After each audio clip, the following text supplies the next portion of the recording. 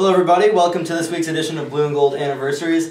I'm Andrew Owens here with Lou Simogis, our senior editor. Here to talk about 10 years ago when Notre Dame fired Tyrone Willingham after his third season, after a 6-5 regular season, the year after going 5-6 and not making a bowl game. It came as a bit of a surprise. No Notre Dame coach had ever been let go before 5 years, and that was only 3 for him.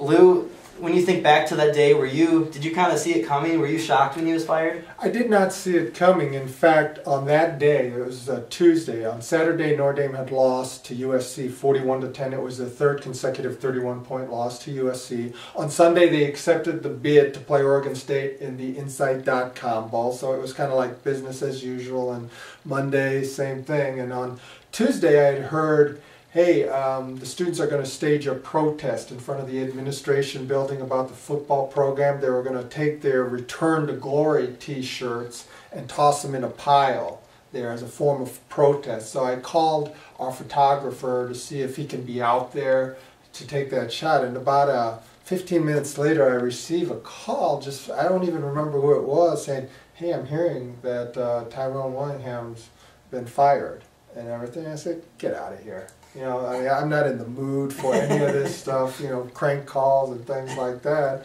And, you know, all of a sudden, about 10 minutes later, I get a call from the Dan Patrick Show on ESPN to be a guest about Tyrone Williams' sudden firing. It's like, hello? What happened here and everything? And it did come out of the blue. And just one clarification, Hunk Anderson, who succeeded Newt Rockne, after his death there, he lasted only 3 years too. He was fired as well, but the immediate charges of racism became rampant. There was even a protest in front of the administration building about that, because Terry Brennan got 5 years in the 50s, Jerry Faust had 5 years in the 80s, Bob Davie had 5 years, the predecessor for Willingham. So there was quite an outcry about that. And I remember one of the administrators, Chandra Johnson, shaving her head in protest. How much do you think it was the recruiting efforts and really the lack thereof, the struggles on the recruiting trail that contributed to his firing? Yeah, I think there are 3 factors there. He was 11-14 in his last 25 games, and a lot of the games were just flat out ugly. You had the 3 31-point losses to USC. You lost 38-0 to Michigan. You lost 38-12 at Syracuse.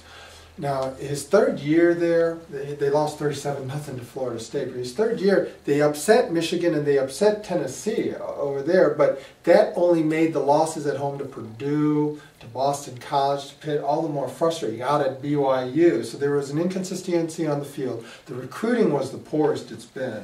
His second-year class there was not in the top 25, which is unheard of at Notre Dame. And this one was going at a similar rate. And that kind of showed up in 2007 when those guys were seniors and juniors, and you had the 3 and 9 year. Everyone said, "What happened?" It's like, well, what happened was that's why he was fired. They weren't doing very well on the recruiting trail. And I think I'm absolutely convinced the third part of this was Urban Meyer was available. He had just gone 12-0 at Utah, or he was 11-0. Was going to finish 12-0. Had the Notre Dame clause in his contract, and I think there was this feeling of, we got to get him now. Because, you know, everything is about timing when it's time for coaching hirings. And that, of course, didn't happen. Charlie Weiss was hired shortly thereafter, lasted 5 years, and then a coach from Cincinnati who was undefeated. Yeah. Notre Dame got their coach then. The 12-0 coach. Yeah, they got him. They got him then. So that wraps it up for us this week. Blue and Gold Anniversaries. We'll be back next week.